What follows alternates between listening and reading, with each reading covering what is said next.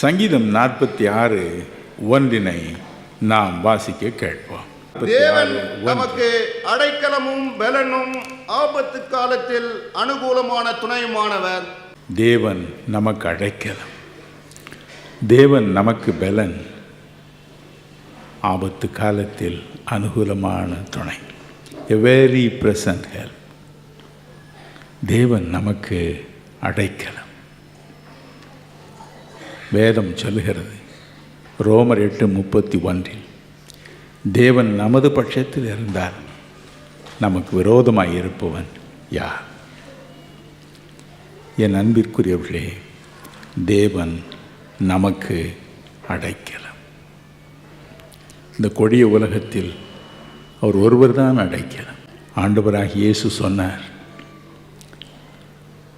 2 தீமோத்தேயு 3:1 சொல்லுகிறது போல, கடைசி நாட்களில் கொடிய காலங்கள் வரும் என்று அறிவாயாக என்று எழுதியிருக்கிறபடி கொடிய காலங்களுக்குள் நீ பிரவேசிக்கப் போகிறாய்.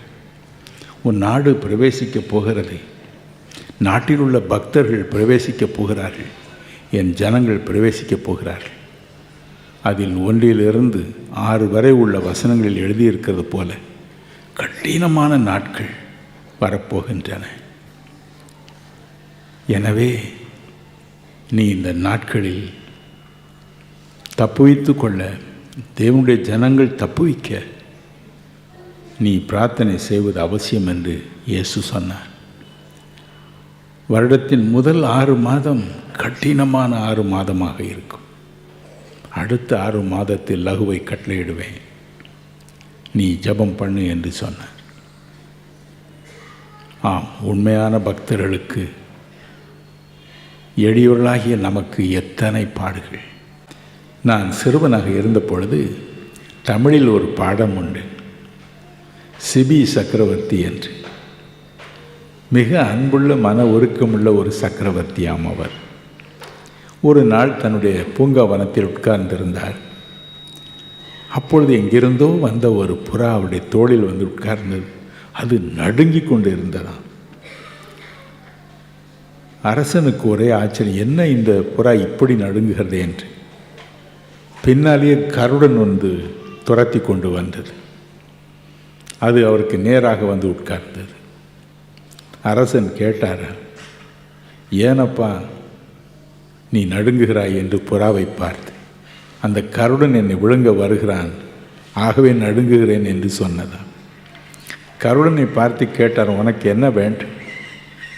கருடன் சொல்லிட்டான், எனக்கு இந்த புறா வேண்டும், நான் சாப்பிட வேண்டும். அப்பொழுது அரசன் ஒரு வாளை எடுத்தான். தன்னுடைய தொடையில் இருந்து ஒரு சிறு துண்டு சதையை வெட்டி எடுத்ததற்கு தூக்கி எறிந்தான். அதை எடுத்துக்கொண்டு அது பறந்து விட்டது. இந்த புறா தப்பு வைக்கப்பட்டது. என் அன்பு சகோதர சகோதரிகளே, சிபி சக்கரவர்த்தி இந்த புறாவுக்கு அடைக்கலம் கொடுத்தார். தன்னுடைய சரீரத்திலிருந்து ஒரு சிறு துண்டு மாம்சத்தை தூக்கி வீசி அதை காப்பாற்றினார். நம் அருள்நாதர் செய்ததும் அதுதானே. கலாத்தியர் 2:20 என்ன சொல்லுகிறது? என்னில் அன்பு கூர்ந்து எனக்காக தம்மையே அர்ப்பணித்தார். சிபி சக்கரவர்த்தி தன்னுடைய சரீரத்தின் ஒரு பகுதியை வெட்டி கொடுத்தார். ஆனால் தேவகுமாரனாகிய இயேசு நம்மில் அன்பு கூர்ந்து நமக்காக தம்மையே ஒப்பு கொடுத்தார். இன்னும் அப்போஸ்தலர் 20:28 பாருங்கள். வேதம் சொல்லுகிறது, தேவன் தம்முடைய சுய இரத்தத்தை சிந்தி நம்மை சம்பாதித்து கொண்டாராம். திருச்சபை எப்படி சம்பாதித்தாராம்? தேவன் தம்முடைய சுய இரத்தத்தை சிந்தி சம்பாதித்து கொண்டாராம். இயேசு காட்டி கொடுக்கப்பட்ட அந்த ராத்திரியில் அப்பத்தை எடுத்தார். அதை பிட்டு தன் சீடர்களுக்கு கொடுத்தார். இது உங்களுக்காக பிற்கப்படுகிற என்னுடைய சரீரம் என்று சொன்னார். என் அன்பிற்குரியவர்களே, தேவன் நமக்கு அடைக்கலம். அன்பின் நிமித்தமாக அவர் அடைக்கலம். உயிரை கொடுத்து நம்மை சம்பாதித்ததினால் இன்று நமக்கு அடைக்கலமாக இருக்கிறார். பம்பாய் நகரத்தில் மிக பெரிய செல்வந்தனாக வாழும் ஐஸ்வர்யம் நிறைந்த ஒரு பெண் உண்டு. உலகத்தில் அவளுக்கு இல்லாத காரியம் ஒன்றும் இல்லை. எல்லாம் இருந்தும் அவளுக்கு மனதிலே சந்தோஷம் கிடையாது, மகிழ்ச்சி கிடையாது. ஏதோ ஒரு பயம், ஒரு திகில். எந்த நேரம் யார் என்னை கொல்லுவார்களோ, எந்த நேரத்தில் யார் என்னை என்ன செய்து விடுவார்களோ என்ற ஒரு பயம். உண்மையான அடைக்கலத்தை நாடி தேடி அலைந்து கொண்டிருந்தார். வழக்கம் போல ஒரு நாள் ஆலயம் போனார். எப்பொழுதும் போகிற ஆலயம்தான் அது. அன்று கர்த்தருடைய பந்தியில் சேரும் பொழுது போதகர் அப்பத்தை பிட்டு கொடுக்கும் பொழுது, உனக்காக பிற்கப்பட்ட இயேசுவின் சரீரம் என்று சொன்னார். அந்த ஒரு வார்த்தை உள்ளத்தை உடைத்தது. எனக்காக பிற்கப்பட்ட இயேசுவின் சரீரமா? எனக்காக பிற்கப்பட்ட இயேசுவின் சரீரமா? திரும்ப திரும்ப எனக்காக உயிரையே கொடுத்த ஒரு தேவாதி தேவனுடைய சரீரமா இது என்று அந்த சத்தியம் உள்ளத்தை தொட்டது. அந்த ஆல்டரில் வாங்கும் பொழுதே நடுங்கி போனார்கள். தன்னுடைய வாழ்க்கையை ஆண்டவருக்கு ஒப்பு கொடுத்தார். வாழ்க்கை தலைகளாக மாறியது, முழுவதும் மாறியது. பயம் மாறியது, திகில் மாறியது, எல்லா விதமான சஞ்சலமும் மாறியது. எனக்கு இப்பொழுது ஒரு அடைக்கலம் உண்டு. என்னை நேசித்து எனக்காக ஜீவன் கொடுத்த ஒருவர் உண்டு, அவர்தான் என் அடைக்கலம் என்று அவள் மகிழ்ச்சியோடு வாழ்கிறாள். மட்டுமல்ல, தன்னுடைய நிலைமையில் இருக்கும் கணக்கற்ற மக்களுக்கு அருள்நாதரை பற்றி சொல்லி அவருடைய ஆதாயமும் பண்ணி கொண்டிருக்கிறார். என் அன்பிற்குரியவர்களே, உங்கள் இருதயம் கலங்காதிருப்பதாக. நமக்கு ஒரு அடைக்கலம் உண்டு. அவர் நமக்காக ஜீவனை கொடுத்த நம்முடைய அருள்நாதர் இயேசுதான். உங்கள் இருதயம் கலங்காதிருப்பதாக. மட்டுமல்ல, தேவனுடைய மனுஷனாகிய மோசே சங்கீதம் 90:1 இப்படி சொன்னார், தேவனே, நீர் தலைமுறை தலைமுறையாய் எங்களுக்கு அடைக்கலமானவர். ஒரே ஒரு நாள் அல்ல, தலைமுறை தலைமுறையாய் நீர் எங்களுக்கு அடைக்கலமானவர். உபாகம் 33:27 அவன் சொன்னான், அநாதி தேவன் உன் அடைக்கலம், அநாதி தேவன் உன் அடைக்கலம். அவர் என்றென்றும் நமக்கு அடைக்கலமாக இருக்கப் போகிறார். 2வது உலக மகா யுத்தம் நடைபெற்று முடிந்த பொழுது அதிகமாய் தத்தளித்த ஒரு நாடு இஸ்ரவேல் நாடு. அது வரைக்கும் அது பிரிட்டிஷாரின் பாதுகாப்பில் இருந்தது. 2வது உலக மகா யுத்தத்தில் ஜெயிக்க யூதர்கள் பிரிட்டிஷாருக்கு அதிக உதவி செய்தார்கள். முதல் உலக மகா யுத்தத்திலும் உதவி செய்தார்கள். அவர்கள்தான் இந்த TNT என்ற குண்டை கண்டுபிடித்து கொடுத்தார்கள். அப்பொழுது பிரிட்டிஷ் அரசாங்கம் கேட்டது, பதிலுக்கு நாங்கள் உங்களுக்கு என்ன உபகாரம் செய்ய வேண்டும்? அப்பொழுது அவள் சொன்னார்கள், ஐயா, இஸ்ரவேல் நாடு எங்கள் சொந்த நாடு, தயவு செய்து அந்த நாடு எங்களுக்கு திரும்ப கிடைக்கும்படி செய்யுங்கள் என்று சொன்னார். அப்படியே கொடுத்தார். ஆனால் கொடுத்த மறுநாளிலிருந்து பிரிட்டிஷ் படைகள் இஸ்ரவேல் நாட்டிலிருந்து வெளியேறிய மறுநாளிலிருந்து ஒரே குழப்பம். பாலஸ்தீனியர் விதமாக படையெடுத்தவர்களுக்கு தொல்லை கொடுத்தார். ஒரு நாள் கூட நிம்மதி இல்லை. இதற்கு என்ன வழி என்று யோசித்தார்கள். ஒரு நாள் அமெரிக்க ஐக்கிய நாட்டில் உள்ள யூதர்கள், அரசாங்கத்திற்கு சாதகமாக இருக்கும் யூதர்கள், அப்பொழுது பிரசிடெண்ட்டாக இருந்த ட்ரூமனை நடு ராத்திரி எழுப்பினார்கள். அரைகுறை தூக்கம் அவருக்கு. உங்களுக்கு என்ன வேண்டும் என்று கேட்டார். ஐயா, இஸ்ரவேல் நாட்டிற்கு சுதந்திரம் வாங்கி கொடுக்க உதவி செய்தீர்கள். ஆனால் இப்பொழுது அது தனி நாடு என்று நீங்கள் அங்கீகாரம் பண்ணவில்லையே. அது தனி நாடு. அதை அமெரிக்கா அங்கீகாரம் பண்ணுகிறது என்று சொல்லிவிடுங்கள், அதன் பிறகு ஒரு நாடும் அதை தொடாது என்று சொன்னார். அவர் ராவோடு ராவாக நல்லது என்று சொன்னார். ஒரு பிரகடனம் செய்தார், இஸ்ரவேல் தனி நாடு, அதை யாரும் தொடக்கூடாது என்றார். அடுத்த நாள் காலையில் இந்த செய்தி வெளியாயிற்று. ஒரு பயம், ஒரு திகில் அண்டை நாடுகளை பிடித்தது.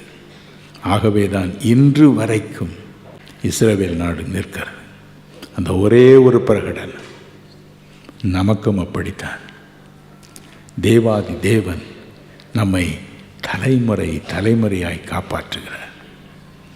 ஒரே நாள் மட்டுமல்ல, தலைமுறை தலைமுறையாக அவர் நம்மோடு உடன்படிக்கை செய்து, இது என் மகன், இது என் மகள், இது என்னுடைய திருச்சபை, என்னுடைய இரத்தத்தை சிந்தி விலைக்கு வாங்கி இருக்கிறேன், நான் அவர்களுக்கு என்றென்றும் அடைக்கலமாய் இருப்பேன், சந்ததி சந்ததியாய் அடைக்கலமாய் இருப்பேன் என்று சொல்கிறார். என்ன மகிழ்ச்சி! ட்ரூமன் அன்று உடன்படிக்கை செய்தது போல, இஸ்ரவேல் நாடோடு உடன்படிக்கை செய்தது போல தேவனும் நம்மோடு உடன்படிக்கை செய்திருக்கிறாரா? லூக்கா 22:20 பாருங்கள். லூக்கா 22:20 வாசிக்க கேட்போம். போஜனம் பண்ணின பின்பு அவர் அந்தபடியே பாத்திரத்தையும் கொடுத்து, இந்த பாத்திரம் உங்களுக்காக சிந்தப்படுகிற என்னுடைய இரத்தத்தினாலாகிய புதிய உடன்படிக்கையாய் இருக்கிறது என்றார். என்னுடைய இரத்தத்தினாலாகிய புதிய உடன்படிக்கை. ட்ரூமன் இஸ்ரவேலோடு உடன்படிக்கை செய்தார். இங்கு தேவாதி தேவன் மனு உருக்கொண்டு இறங்கி வந்த இயேசு நம்மோடு உடன்படிக்கை பண்ணுகிறார். இரத்த சம்பந்தமாய் நீ என்னுடையவன், என் இரத்தத்தை சிந்தி உன்னை விலைக்கு வாங்கியிருக்கிறேன் மகனே, என் மகளே, நான் தான் உனக்கு அடைக்கலம், தலைமுறை தலைமுறையாக உனக்கு நான் அடைக்கலமாய் இருப்பேன். என் இரத்தம் சிந்தப்பட்டு 2000 ஆண்டுகள் ஆனாலும் இரத்தத்தை சிந்தின அந்த நாளில் இருந்து உனக்கும் எனக்கும் உடன்படிக்கை உண்டு. நான் உன்னை கைவிடுவதில்லை. ஆப்பிரிக்க நாட்டை அருள்நாதர் இயேசுவின் பாதத்திற்கு கொண்டு வருவதற்காக இங்கிலாந்து தேசத்திலிருந்து டேவிட் லிவிங்ஸ்டன் என்ற பக்தன் புறப்பட்டு போனார். அந்த நாட்டின் பாஷை தெரியாது, வழி தெரியாது, எவ்வளவோ நெருக்கப்பட்டார். ஒரு நாள் அந்த ஆப்பிரிக்க குடிகளின் தலைவன் ஒருவன் அவரை கூப்பிட்டான், உணவு கொடுத்தான், எல்லா விதத்தில் அன்போடு பேசினான். போகும் முன்பதாக, லிவிங்ஸ்டன், நீ தனிமையாய் போகிறாய், நான் உனக்கு ஒரு உதவி செய்ய விரும்புகிறேன் என்று சொன்னான். ஒரு கிளாஸில் பிராண்டியை ஊற்றினான். தன்னுடைய விரலின் ஒரு நுனியை கொஞ்சம் வெட்டினான். அதில் தன் இரத்தத்தை விழும்படி செய்தார். அந்த பிராண்டியை ஒரு பகுதியை தான் குடித்தான். மற்றொரு பக்கம் அந்த பிராண்டியை லிவிங்ஸ்டன் கையில் கொடுத்தார். லிவிங்ஸ்டன், உன்னோடு நான் இரத்த உடன்படிக்கை செய்கிறேன், நீ இந்த மறுபகுதியை குடி. இன்று முதல் உனக்கும் எனக்கும் ஒரு உடன்படிக்கை. இதோ என்னுடைய முத்திரை கோல், இந்த கோலை உன் கையில் வைத்துக்கொள், நீ செல்லும் இடமெல்லாம் இந்த கோலை காண்பி, அப்பொழுது யாவரும் விளங்கிக் கொள்வார்கள் உனக்கும் எனக்கும் ஒரு உடன்படிக்கை இருக்கிறது என்று.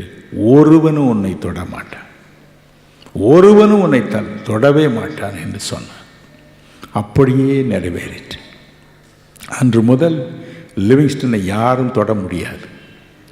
இந்த குறிப்பிட்ட தலைவனுடைய படைகள் முழுவதும் அவருக்கு பின்னால் இருக்கிறது என்பதை ஜனங்கள் அறிந்து கொண்டார்கள். இரத்த சம்பந்தமான உடன்படிக்கை, தலைமுறை தலைமுறையாய் நமக்கும் ஆண்டவருக்கும் உள்ள ஒரு உடன்படிக்கை. எனவே தான் அவர் சொன்னார், தலைமுறை தலைமுறையாய் நான் உன் அடைக்கிறேன், தலைமுறை தலைமுறையாய் காப்பாற்றுவேன், என்றென்றும் உன்னை காப்பாற்றுவேன் என்று.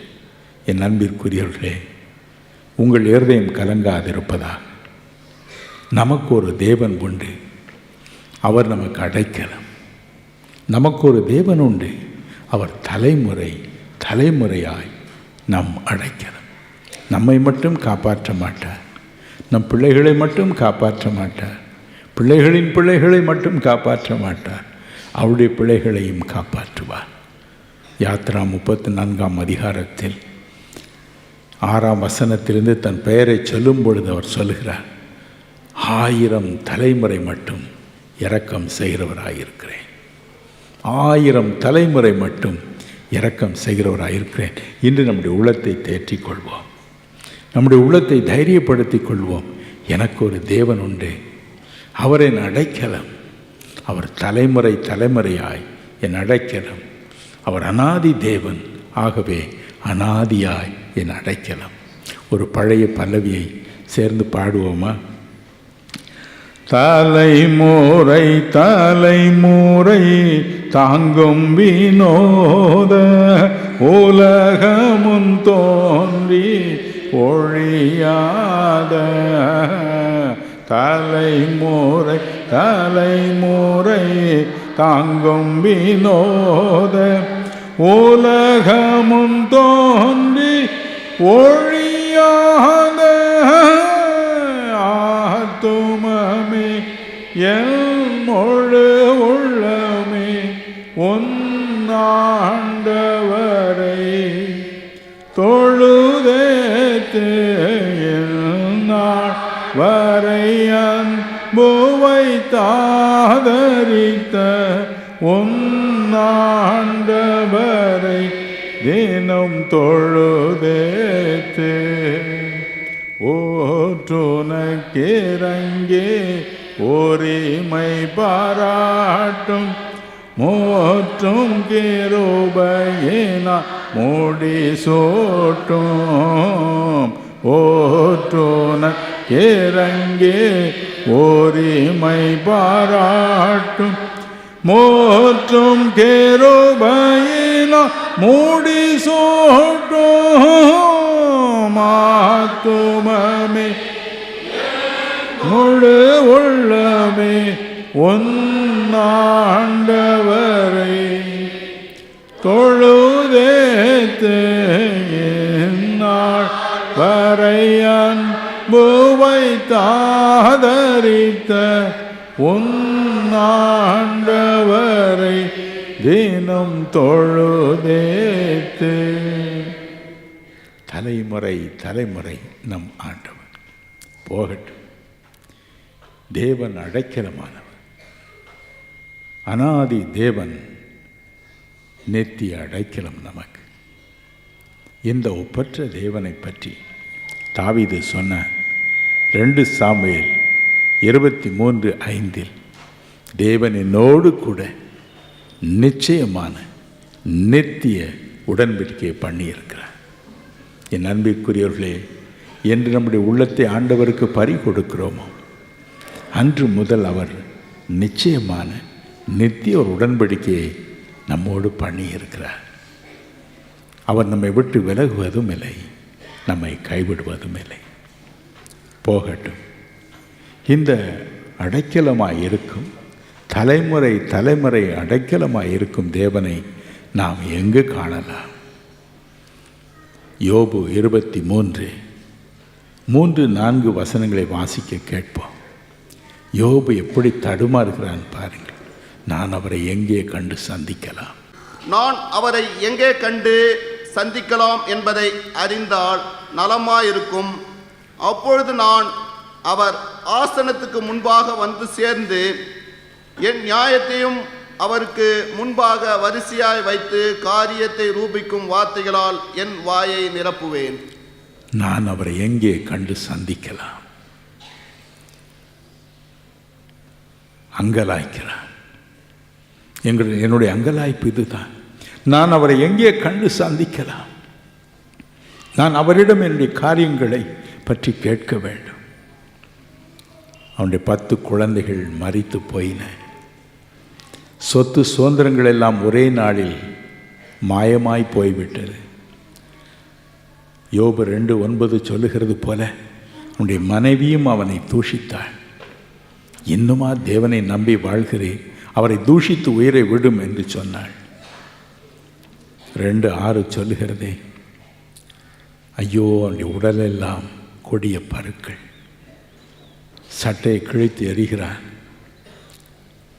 பொழுதில் உட்கார்ந்து கொண்டு ஓடு ஒன்றை எடுத்து தன்னை சுரண்டி கொண்டு உட்கார்ந்திருக்கிறான். அப்பொழுதுதான் புலம்புகிறான், நான் அவரை எங்கே கண்டு சந்திக்கலாம், நான் அவரை எங்கே கண்டு சந்திக்கலாம். நான் நேருக்கு நேராக அவரோடு என் காரியங்களை சொல்ல விரும்புகிறேன், என் காரியங்களை குறித்து வாதாட விரும்புகிறேன். நான் அவரை எங்கே கண்டு சந்திக்கலாம். துயரங்கள் வரும்பொழுது, துன்பங்கள் வரும்பொழுது நாமும் அப்படித்தான் புலம்புகிறோம். சென்னையிலே ஒரு பெரிய செல்வந்தர் மரிக்கும் நேரம் வந்தது. அவர் சொன்னார், நான் அவரை எங்கே கண்டு சந்திக்கலாம். அவருடைய இயேசு கிறிஸ்துவனுடைய படம் ஒன்றை கொண்டு வந்தார்கள். அதை தன் மார்பில் இறுக பிடித்து கொண்டார். அந்த படத்தில் இருப்பவர் தான் உயிரோடு தன்னுடைய இருப்பதாகவே எண்ணிக்கொண்டு இறுக பிடித்து கொண்டார். அப்படியே ஜீவனை விட்டார். நம் உள்ளம் தேடுகிறது, நான் அவரை எங்கே கண்டு சந்திக்கலாம். நோய் நம்மை வாட்டும் பொழுது, தரித்திரம் வாட்டும் பொழுது, விரோதிகள் நமக்கு விரோதமாக எழும்பும் பொழுது, ஓடுவதற்கு இடமில்லாமல் நாம் தவிக்கும் பொழுது, நான் அவரை எங்கே கண்டு சந்திக்கலாம், நான் எங்கே அவரிடம் பேசலாம். என் அன்பிற்குரியவர்களே, எல்லாம் நலமாய் இருக்கும் பொழுது ஜெபிப்பது சுலபம். எல்லாம் நன்றாய் இருக்கும் பொழுது விசுவாசத்தை பற்றி பேசுவது மிக இனிமை. ஆனால் கடினமான சூழ்நிலை வரும் பொழுது, இழப்புகள் வரும் பொழுது, நஷ்டங்கள் வரும் பொழுது, கடன்காரர்கள் வந்து நாளை உன்னை ஜெயிலில் போடப் போகிறோம் என்று சொல்லும் பொழுது, நாளை கோர்ட் கேஸ் வரப்போகிறது, என்ன ஆகப் போகிறதோ என்ற பயம் உள்ளத்தை பிடிக்கும் பொழுது, உடல் முழுதும் தாங்க முடியாத நோயின் வேதனை வாட்டி வதைக்கும் பொழுது, நம்முடைய ஒரே கேள்வி, நான் அவரை எங்கே சந்திக்கலாம்? Where can I meet him? Where can I meet him? வேதம் அதற்கு என்ன பதில் சொல்லுகிறது பாருங்கள். சங்கீதம் 11:4, கர்த்தர் தம்முடைய பரிசுத்த ஆலயத்தில் இருக்கிறார். ஹல்லேலூயா! என்ன பதில் பாருங்கள். நான் அவரை எங்கே கண்டு சந்திக்கலாம்? வேதம் சொல்லுகிறது, தினகரன், நீ அவரை அவருடைய பரிசுத்த ஆலயத்தில் கண்டு சந்திக்கலாம். என்ன மகிழ்ச்சி, என்ன பரவசம். 1 நாளாகும் 28:2 வாசித்து பாருங்கள். தாவீது சொல்லுகிறான், நான் அவருக்கு ஒரு ஆலயத்தை கட்டியிருக்கிறேன்.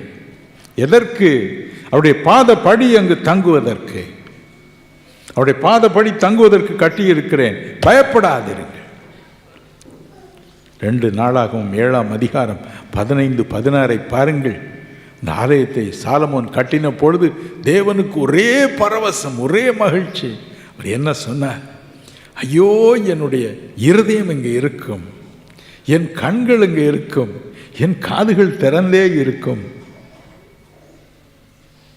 என் நாமம் இங்கே இருக்கும். ஒரே பரவசம் அவருக்கு. தேவன் தம்முடைய ஆலயத்தில் இருக்கிறார், கர்த்தர் தம்முடைய பரிசுத்த ஆலயத்தில் இருக்கிறார். என்ன பாக்கியம் பாருங்கள். காணக்கூடாத இறைவனை நாடி தேடி ஓடி மக்கள் எங்கெல்லாமோ போகிறார்கள், எங்கெல்லாமோ போகிறார்கள். ஆனால் தேவன் சொல்லுகிறார், என்னுடைய நாமத்திற்கென்று அர்ப்பணிக்கப்பட்ட, பிரதிஷ்டை பண்ணப்பட்ட பரிசுத்த ஆலயத்தில் நான் இருக்கிறேன். கர்த்தர் தம்முடைய பரிசுத்த ஆலயத்தில் இருக்கிறார். அங்கே அவர் உலாவிக் கொண்டு இருக்கிறார், அங்கே உலாவிக் கொண்டு இருக்கிறார். நான் ஸ்டேட் பேங்கில் இருந்த பொழுது ஒரு குறிப்பிட்ட அலுவலகத்தில் ஒரு டஃபேதர், அதாவது பியூன்களுக்கெல்லாம் தலைவர் இருந்தார். அவன் ரிட்டையர்டாக போகும் நாட்கள் வந்தது. அவனுக்கு ஒரே மகன். ஐயோ, நான் ரிட்டையர் ஆகிட்டா என்ன சார் பண்ணுவேன், என் மகனுக்கு ஒரு வேலை கிடைச்சா நல்லா இருக்கும் என்று சென்னைக்கு போனார். அப்பொழுது பேங்கின் தலைவர் மிக நல்லவர், அன்பே உருவானவர். அவர் வீட்டிற்கு போனார். இந்த தோட்டக்காரன் சொன்னான், ஐயாவை பார்க்கறது என்பது அவ்வளவு சுலபம் அல்ல, ஆனால் ஞாயிற்றுக்கிழமை நீ வா, ஞாயிற்றுக்கிழமை 4:30 மணிக்கு கட்டாயமாக இந்த தோட்டத்தில் உலாவுறதுக்கு வருவார். எல்லா செடியும் எப்படிடா இருக்குது அப்படின்னு பார்க்க வருவார். நீ திடுதுப்புன்னு ஒரே ஓட்டமாக ஓடி வந்து அவர் காலை இறுக பற்றிக்கொள், அந்த காலை இறுக பிடித்துக்கொள். யாரா நீ, என்ன வேணும் என்று கேட்பார். நீ என்ன வேணுமோ எழுதி கொண்டா அவர் கையில் கொடுத்துரு. அவர் ஒரு எஸ்ன்னு போட்டார்னா போட்டது தான் என்று சொன்னான். அவன் பேர் பச்சையப்பன். பச்சையப்பன் புறப்பட்டு போனார் சென்னைக்கு. ஞாயிற்றுக்கிழமை 4:30 மணிக்கு காத்திருந்தார்.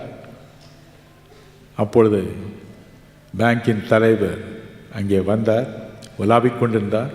ஓடி போய் காலை பிடிச்சிக்கிட்டான். அவர் கேட்டு சொன்னது போலவே, தோட்டக்காரர் சொன்னது போலவே, உனக்கு என்ன வேண்டும் என்றார். மௌனமாக இதை நீட்டினார். படித்தார். ஓ, இவ்வளோ காலம் நீ சர்வ் பண்ணியிருக்கிறியா, ஓகே, உன் பையனுக்கு வேலை கொடுக்கிறேன் என்றார். கொடுத்தார். அந்த பாதங்களை இறுக பற்றி கொண்டான். தாவீது அதான் சொன்னான், 1 நாளாகமம் 28:2 என் தேவனுடைய பாதபடி தங்கத்தான் இதை கட்டியிருக்கிறேன், யாரும் அந்த கால்களில் விழலாம். தேவன் தம்முடைய பரிசுத்த ஆலயத்தில் இருக்கிறார். மார்ட்டின் லூத்தர் ஒரு கத்தோலிக்க குருவாக அபிஷேகம் பெற்றார். முதல் தடவையாக ஒரு ஆலயத்திலே அபிஷேகம் பெற்ற பிறகு ஆல்டருக்குள் நுழைகிறார். அவருடைய 2 கைகளிலும் பிற்கப்பட்ட இயேசுவின் சரீரமாகிய துண்டுகளை வைத்து கொண்டு உள்ளே நுழைகிறார். முதல் தடவை. எல்லாருடைய கண்களும் அவரை பார்த்து கொண்டிருக்கின்றன. அவருடைய பெற்றோர் அவரை பார்த்து கொண்டிருக்கிறார். என் மகன் பெரிய குருவாயிட்டான், இப்போ எல்லாருக்கும் அவன் தான் இன்னைக்கு கம்யூனியன் கொடுக்க போகிறான் என்று உள்ளே நுழைந்த அவர் அப்படியே முகங்குப்புற விழுந்தார். அந்த தட்டை போட்டுவிட்டு எல்லாரும் ஓடினார்கள். என்னவென்று கேட்டால் தூக்கி நிறுத்தினார்கள். ஆராதனை முடிந்த பிறகு அவர் சொன்னார், உள்ளே நுழைந்தேன், அந்த ஆல்டரிலே தேவாதி தேவனுடைய பிரசன்னத்தை அப்படியே கண்டேன், என்னால் தாங்க முடியவில்லை, விழுந்து விட்டேன் என்று சொன்னார். என் அன்பிற்குரியவர்களே, எத்தனை பரவசம் பாருங்கள். நம்முடைய தேவன் தம்முடைய பரிசுத்த ஆலயத்தில் இருக்கிறார். அங்கே உலாவிக் கொண்டிருக்கிறார். சும்மா இல்லை, உலாவிக் கொண்டிருக்கிறார். தமது பிள்ளைகள் மத்தியில் உலாவுவது அவ்வளவு சந்தோஷம், அத்தனை மகிழ்ச்சி அவருக்கு. கவலைப்படாதிருங்கள். அருமை இரட்சகர் சொல்லி போனாரே, உலகத்தின் முடிவு பரியந்தம் சகல நாட்களிலும் நான் உங்களுடனே கூட இருக்கிறேன், நான் என் ஆலயத்தில் உலாவிக் கொண்டிருக்கிறேன், உங்களுக்கு என்ன வேண்டும்? சந்தோஷமாயிருங்கள், தைரியமாயிருங்கள். எங்கேயோ தேவன் இருக்கிறார். அவரை எப்படி கண்டுபிடிப்பது? உண்மைதான். ஒரு காரியத்தை நான் சொல்லட்டும், மோட்சத்தில் தேவனை பார்ப்பதை விட இங்கு அவரை சந்திப்பது சுலபம். 1962 ஆண்டு அக்டோபர் மாதம் 10ஆம் தேதி முதல் தடவை அருமை இரட்சகர் என்னை பரிசுத்த ஆவியினால் நிரப்பினார். 3 மணி நேரம் என்னை சுற்றிலும் பலர் இருக்க நான் அவரை தரிசித்தேன். 3 மணி நேரம் அவரோடு பேசினேன், அவருடைய குரலை கேட்டேன். அன்று முதல் அவரோடு நடந்து வருகிறேன். பல சமயங்களிலும் முக்கியமான காரியங்களை சொல்ல வேண்டும் என்றால், தேசங்களுக்கு சம்பவிக்கப் போகிறவர்களை சொல்ல வேண்டும் என்றால், அல்லது என்னுடைய ஊழியத்தில் ஒரு திருப்பத்தை கொண்டு வரப்போவதாக அவர் எண்ணினார், மோட்சத்திற்கு அழைப்பார். இந்த சரீரத்தில் அல்ல, ஆவியில். வேதம் சொல்லுகிறது, வெளிப்படுத்தின விசேஷம் 1ஆம் அதிகாரம் 10ஆம் வசனத்தில், 4ஆம் அதிகாரம் 1ஆம் வசனம் 2ஆம் வசனத்தில், நீ இங்கே ஏறி வா என்று யோவானை அழைத்தார். யோவான் சொல்லுகிறான், நான் அப்பொழுது ஆவியில் இருந்தேன். தேவனுடைய ஆவியானவர் மேல் இறங்கி வந்தார். இயற்கைக்கு அப்பாற்பட்ட இந்த சக்திகளை தாண்டி மேலே போக பரிசுத்த ஆவியானுடைய வல்லமை உங்கள் சரீரத்தில் இறங்கும், மகிமையோடு இறங்கும். அப்பொழுது ஒரு குரல் கேட்கும், தினகரன் நீ இங்கே வா. அந்த அன்பு குரலை கேட்கும் பொழுது ஒரு வல்லமை இறங்கி வரும், ஒரு கரம் தூக்கி செல்லும். மேக மண்டலத்தை பார்ப்பீர்கள், கோடிக்கணக்கான நட்சத்திரங்களை நீங்கள் கடந்து செல்வீர்கள். இங்கிருந்து கடுகு போல காணப்படும் இந்த நட்சத்திரங்கள், ஒவ்வொரு நட்சத்திரமும் ஒரு பெரிய இமயமலை போல காணப்படும். அப்படி அவைகள் நிறைந்திருக்கும். அவைகளெல்லாம் தாண்டி தான் அருள்நாதர் உங்களை மோட்சத்திற்கு கொண்டு போவார். மோட்சத்திலேயும் 3 இடங்கள் உண்டு. போனவுடன் கடைசி நேரத்தில் கிறிஸ்துவை ஏற்றுக்கொண்ட கோடிக்கணக்கான மக்கள், பாவத்திலிருந்து மட்டும் விடுதலை பெற்ற மக்கள் அங்கே நிறைந்திருப்பார்கள். அதற்கு மேல் ஒரு இடம் உண்டு, கிறிஸ்துவுக்காக ஊழியம் செய்தவர்கள். அதற்கு மேல் ஒரு இடம் உண்டு, அதுதான் மகிமை நிறைந்த இடம். 2 கொரிந்தியர் 12ஆம் அதிகாரம் 1-4 வரை உள்ள வேத வசனங்களில் பவுலடிகள் கூறுகின்றார், 3வது வானம் என்று. அந்த இடத்தில் உள்ள ஜோதி சொல்லி முடியாதது. ஒரு பக்கம் அப்போஸ்தலர்களை பார்க்கலாம், இன்னொரு பக்கம் எலியா எலிசா போன்ற தீர்க்கதரிசிகளை நீங்கள் காணலாம். அவர் மத்தியிலே இயேசு உலாவிக் கொண்டிருப்பார். இவற்றிற்கும் தாண்டி வேறொரு இடம் உண்டு. 1 தீமோத்தேயு 6ஆம் அதிகாரம் 15-16 வசனங்களை வாசித்து பாருங்கள். ஒருவராய், சாவாமை உள்ளவராய், ராஜாக்களுக்கு ராஜனாய், பிரபுக்களுக்கு அதிபதியாய், ஒருவரும் சேரக்கூடாத ஒளியில் வாசம் பண்ணுகிற தேவனை நீங்கள் அங்கு காணலாம். அந்த இடம் மோட்சத்திற்கும் அப்பாற்பட்ட ஒரு இடம். சுற்றிலும் பனிகள் அடர்ந்த மலைகளை நீங்கள் காணலாம். அவைகள் பனிகள் அல்ல, அவருடைய பிரசன்னம், அவருடைய மகிமை பனியைப் போல உங்களுக்கு தோன்றும். ஒரு மிகப்பெரிய சிங்காசனத்தை நீங்கள் காணலாம். அது வெண்மை நிறமாய் தோன்றும், ஆனால் அதை சுற்றிலும் ஒரு வெளிச்சம் வீசிக்கொண்டே இருக்கும். சேரக்கூடாத ஒரு வழி, ஒரு ஒளி, சேரக்கூடாத ஒளியில் அவர் வாசம் பண்ணுகிறார் என்பது சத்தியம். ஒரு உருவத்தை நீங்கள் பார்க்கலாம், ஆனால் அவருடைய முகத்தையோ சாடையோ சாயலையோ அறிந்து கொள்ளவே முடியாது. ஆனால் அவருடைய குரலை நான் கேட்டேன், தினகரன் உனக்கு என்ன வேண்டும்? என் அன்பிற்குரியவர்களே, அந்த குரலை கேட்கும் பொழுதே நம்முடைய உடல் 100,000 துண்டு துண்டுகளாக உடைந்து விடும் போல இருக்கும். அந்த குரல் அப்படிப்பட்ட குரல். இந்த சிங்காசனத்திற்கு மேலாக ஒரு அக்கினி பற்றி எரியும், எப்பொழுதும் எரிந்து கொண்டே இருக்கும். ஒரு தடவை 1985ஆவது ஆண்டு என்னுடைய 2 சிறு நீரகங்களும் பழுதுபட்டு நான் மருத்துவமனையில் இருந்த பொழுது இரவு 9 மணி ஒரு நர்ஸ் வந்து இன்னொரு நர்ஸிடம் என்னை ஒப்படைத்து விட்டு போனார். இரவு நேரம் வந்தது, உறக்கம் வரவில்லை. ஒரு பயம், ஒரு திகில், ஒரு அச்சம் என்னை பிடித்தது. ஒரு பக்கம் இருந்து லூசிஃபர் இறங்கி வந்தார். நீ நாளைக்கு காலையில் முன் போலவே சுகவீனம் அடைவாய். பயங்கரமான ஒரு சூழ்நிலை. கணக்கற்ற அவனுடைய தூதர்கள், விழுந்து போன தூதர்கள் இருக்க கண்டேன். என்னால் ஜெபிக்கவும் முடியவில்லை, விசுவாசமும் இல்லை. நான் என்ன செய்வேன் என்று புலம்பினேன். மறுபக்கம் தேவ தூதன் ஒருவன் இறங்கி வந்தார். அவன் சொன்னான், நான் தான் மிகாவேல், நீ ஏதோ தொந்தரவில் இருக்கிறாய் என்று தேவன் சொன்னார், உன்னை பாதுகாக்க வந்தேன் என்று சொன்னார். இன்னும் கொஞ்ச நேரம் ஆயிற்று. வானத்திலிருந்து ஓர் வெளிச்சம் இறங்கி வந்தது. அதில் தேவனுடைய சிங்காசனத்தை கண்டேன்.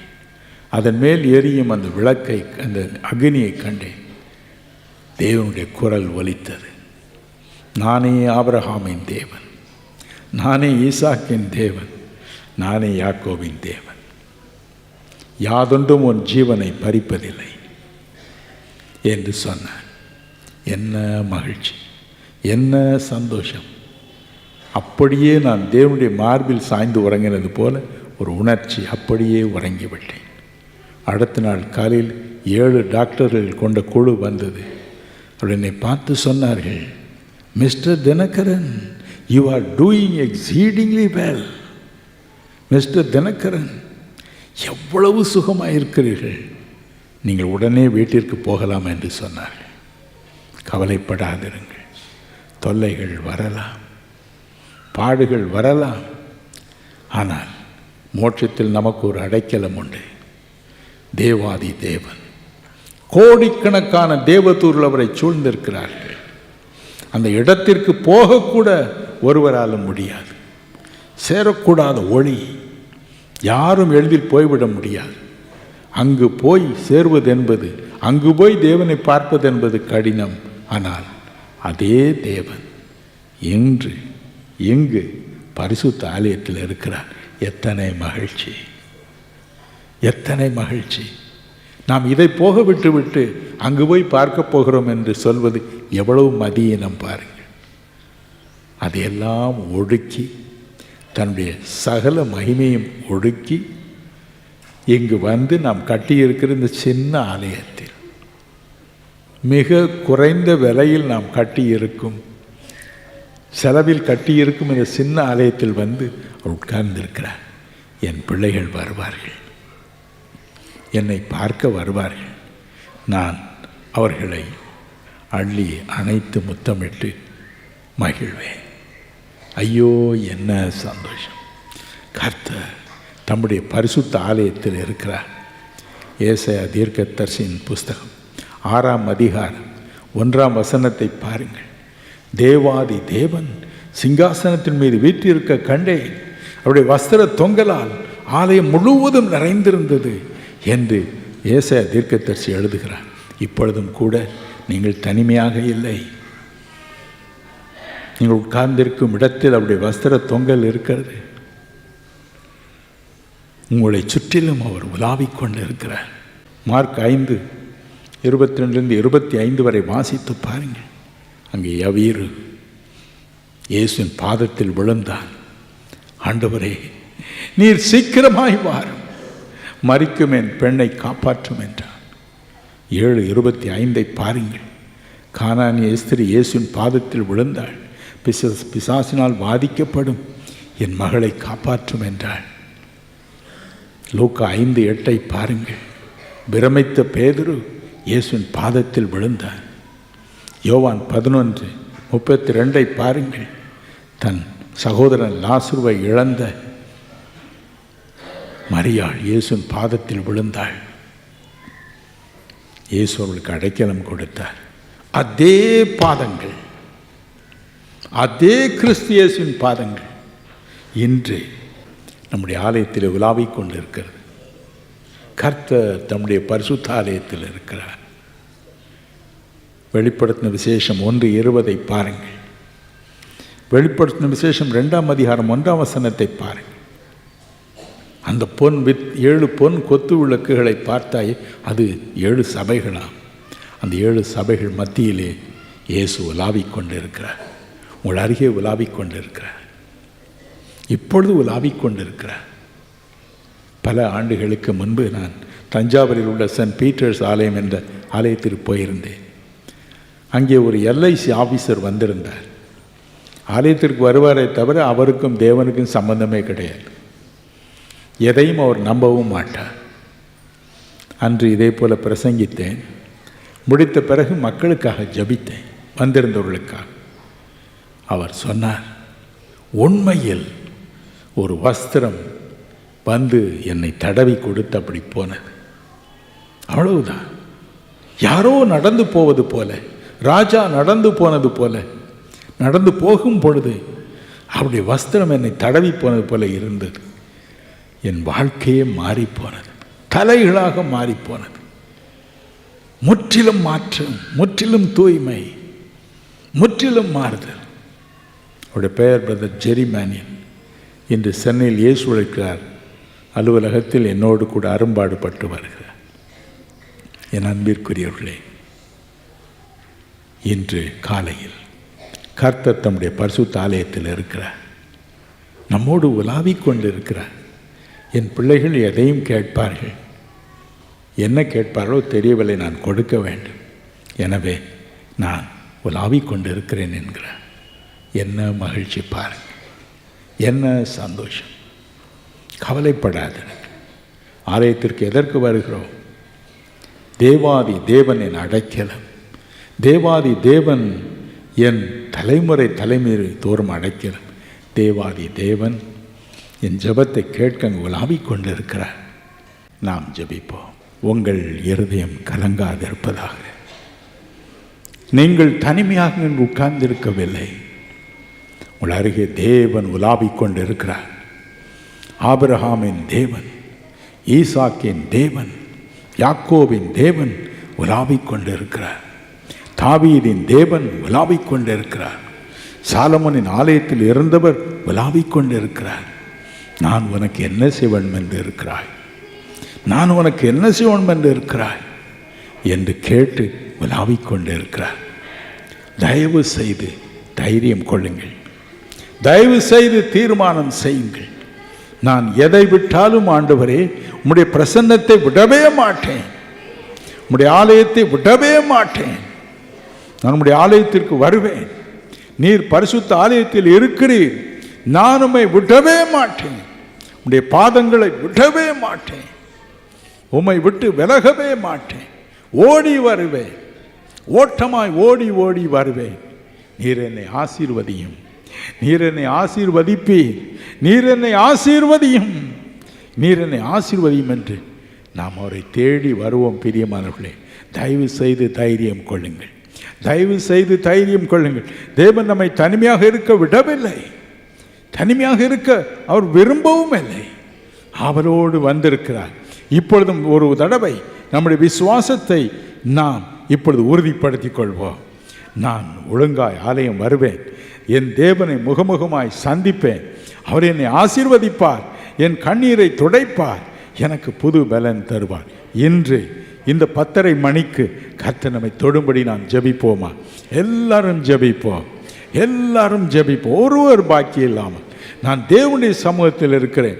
என் நிறைவேறாத வாஞ்சைகளை அவர் நிறைவேற்றுவார், என் கஷ்டங்களை மாற்றுவார், நோய்களை குணமாக்குவார், பரீட்சையில் எனக்கு வெற்றி கொடுப்பார், உயர்ந்த பதவிகளை கொடுப்பார், நல்ல வேலைகளை கொடுப்பார், வீட்டை எனக்கு புது வீடாக கட்டி கொடுப்பார், நல்ல மனைவியை தருவார், நல்ல கணவனை தருவார், நல்ல குழந்தைகளை தருவார், எல்லா பாக்கியத்தையும் எனக்கு தருவார். கர்த்தர் தம்முடைய பரிசுத்த ஆலயத்தில் இருக்கிறார், அவர் பரிசுத்த ஆலயத்தில் உலாவிக் கொண்டு இருக்கிறார்.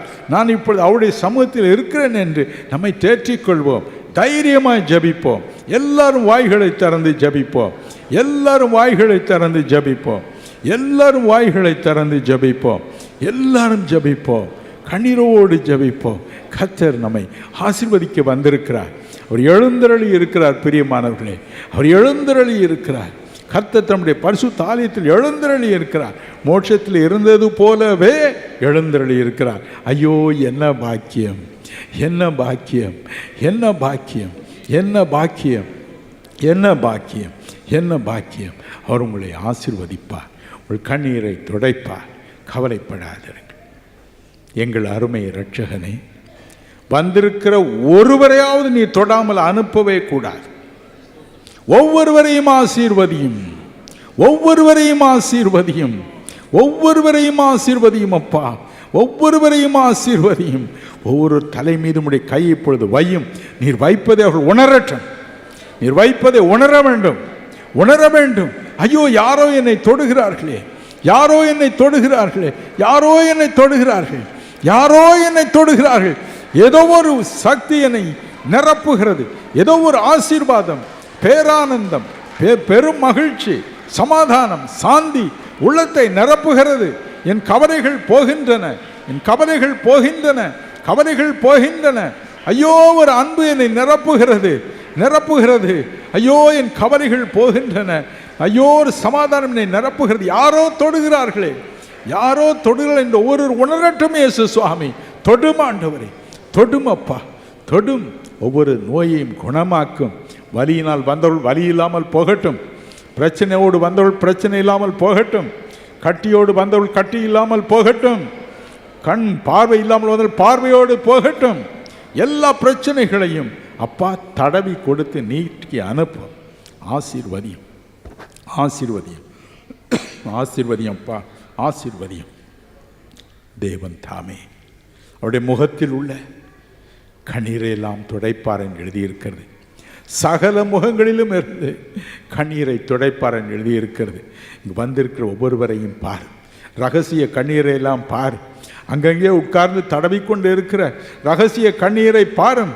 ஒவ்வொரு சொட்டு கண்ணீரையும் துடைத்தரலும்.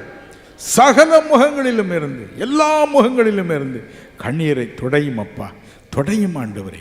அந்த கண்ணீரை நீ திரும்ப வரவே கூடாது, அந்த பிரச்சனை நீ காணப்படவே கூடாது.